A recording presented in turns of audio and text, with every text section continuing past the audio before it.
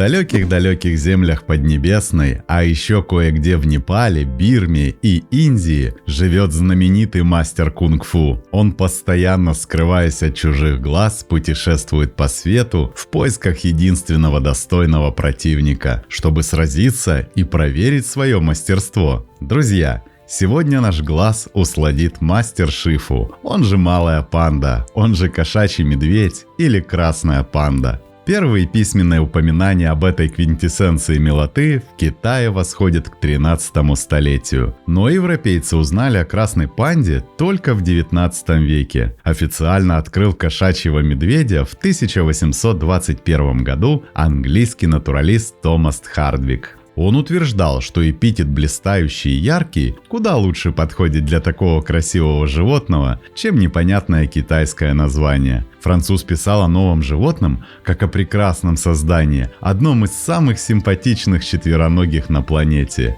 Эволюция красной панды – это запутанная история, полная неожиданностей. Первые предки современных красных панд появились более 25 миллионов лет назад в Евразии. Ученые долгое время ломали голову, пытаясь понять, кому ближе этот зверек – к медведям, енотам или, возможно, кошкам. Результаты генетических исследований показали, что красная панда – единственный ныне живущий представитель своего семейства. Этот маленький пушистый интроверт не родственник большой панды, хотя обе они предпочитают лакомиться бамбуком. Их схожесть – результат конвергентной эволюции, когда разные виды адаптируются к схожим условиям и начинают напоминать друг друга. Красная панда – мастер выживания в суровых условиях Гималаев. Ее уникальные черты – результат долгого естественного отбора. Да, наш сегодняшний воин невелик, всего до 65 сантиметров в длину, плюс 40 сантиметров хвоста, весят до 6 килограммов, туловище удлиненное. Хвостик очень пушистый, голова широкая, с короткой острой мордочкой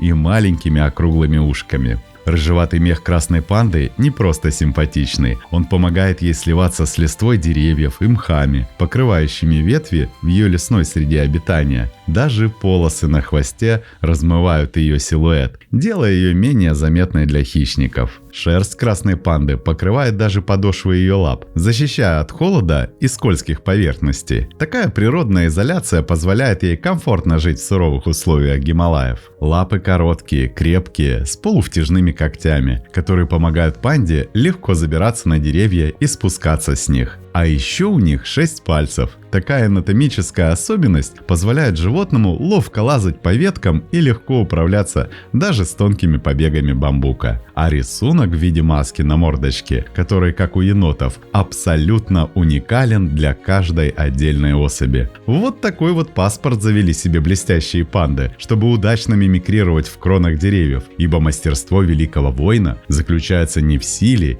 и не в размере, а в ловкости и скрытности. Скрывается животинка не просто так. Красная панда изобрела свой собственный стиль под названием «убийственная милота». Она хранит свою уникальную технику в тайне и обучает ей лишь тех, кого сочтет достойным. Обычно панды применяют сей прием против друг друга, сражаясь за территорию или самочку. Будучи напротив оппонента, этот супергрозный воин встает на задние лапы и поднимает передние, чтобы казаться крупнее и опаснее. Может быть, для других красных панд оно так и выглядит. Жесть как страшно. Но все остальные, кто это видит, попросту взрываются от такой дозы милоты. Несмотря на милоту, наш воин социопат и посторонних не любит. Даже своих сородичей он старается обходить стороной. В целом же характер у блестящих воинов вполне мирный. Днем они отдыхают в дуплах деревьев, укрывшись своим роскошным хвостом, а к вечеру спускаются на землю, чтобы добыть себе ужин. Ест, несмотря на свою малость, панда немало, до 4 килограммов в день, а на прием пищи она тратит до 14 часов. А что вы хотели? Низкокалорийным бамбуком, а именно он является основой рациона, особенно не пожируешь. Вот и приходится его уминать в большом количестве. В отличие от большой панды, малая весьма избирательна в питании. Если бамбуковый медведь ест практически все части бамбука, малая пандочка выискивает побеги понежнее. По подсчетам ученых, белковая пища составляет менее 5% от всей потребляемой еды красных панд. 95% это листья и побеги бамбука. На зеленый рацион зверек перешел не по этическим соображениям. Ему было попросту лень охотиться. Бамбука много, растет он быстро, во время еды не сопротивляется. 0 энергетических затрат. К тому же в Гималайских горах бамбука целые плантации, просто потому что его никто не ест. С одной стороны, это огромный плюс. Чем меньше голодных ртов зарится на твой источник пищи,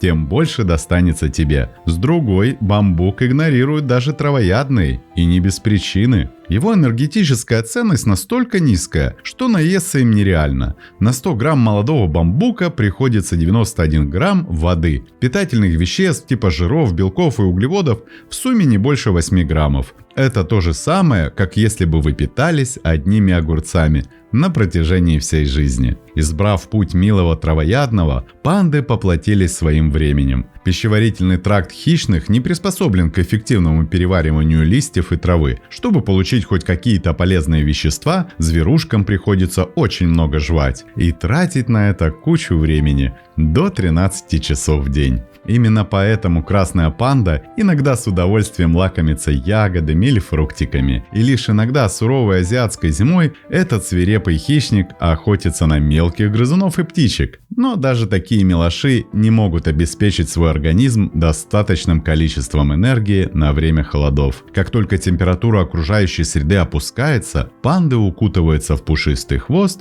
и уходят в полудрему. Чтобы во время сна зверя никто не побеспокоил, гнездышко они устраивают на деревьях. Лазают панды даже лучше кошек. В отличие от мурок, красные панды никогда не застрянут на деревьях, потому что они умеют спускаться вниз головой. Суставы лап выворачиваются в самые разные стороны, благодаря чему зверь спокойно передвигается даже по тоненьким веточкам. Если же станет совсем холодно, шерстяные вовсе впадают в спячку. При этом организм ставится на конкретную паузу. Даже беременность останавливается. От тренировок и ночного дожора панда отвлекается лишь в январе. Зимой в пору холодов и морозов панды согревают друг друга, вспыхнувшей между друг другом любовью. Кстати, в брачный сезон красная панда все же скалит зубки, как настоящий хищник. Самцы ожесточенно сражаются за самочку, готовую к размножению. К этому самому она готова лишь один день пару раз в году. Да, их битва выглядит как бой мягких игрушек. Плюшевые моськи и лапки, кажется, не могут быть опасными. Только вот пасть на милой мордочке все еще остается клыкастой. Чтобы дело не доходило до лапоприкладства, зверьки стараются запутать соперника. Они становятся на задние лапы, поднимают передние и стараются казаться больше, чем они есть на самом деле. Выглядит супер очаровательно. Но телячьи нежности между воинами длятся недолго. Спустя 3-5 месяцев на свет появляются до 4 красных пандят. Мать-одиночка чутко оберегает юнцов от опасностей и терпеливо обучает их боевым искусствам, ибо папаня уходит искать смысл жизни и отказывается признавать бытовые радости жизни. Спустя год малыши становятся настоящими мастерами и отправляются в свободное плавание. Однако черный пояс приобретают только к 3 годам. Продолжительность жизни нашей красотки составляет на воле 8-10 лет, хотя в неволе почти в 2 раза дольше. Увы, несмотря на миролюбивый характер и высшую степень милоты, у красной панды множество врагов. Снежные барсы, красные волки,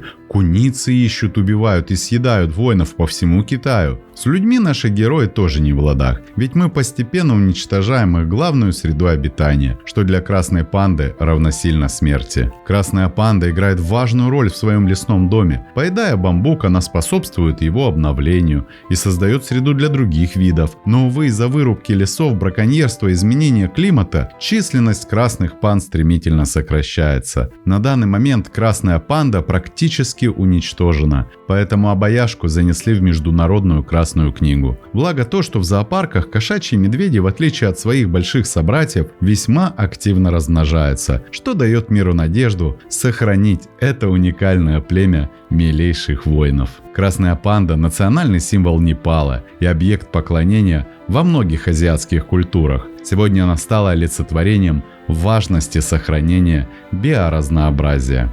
А вы согласны с утверждением, что красная панда – это самое милое существо на планете? Если нет, то напишите в комментариях свой вариант самого милого в мире животного. Устроим честные выборы. Для тех, кто долгое время с нами и кто хочет поддержать развитие канала, может перейти на платформы Boosty и Patreon по ссылкам в описании. Там видео будет появляться раньше и без рекламы, а возможно и видео, которых не будет на платформе YouTube. Надеемся, что вы цените наш труд. Спасибо, что посмотрели этот ролик. Не забывайте ставить лайки, писать комментарии о том, какое бы животное вы хотели бы увидеть в следующем видео, и делиться этим видео с друзьями. Это очень помогает развитию нашего небольшого сообщества. Подписывайтесь на наши паблики по ссылкам в описании к видео. Там много интересного. С вами канал о животных ЗУ. Мы собираем большую видеоэнциклопедию про все виды животных планеты. Любите природу вместе с нами. До скорых встреч!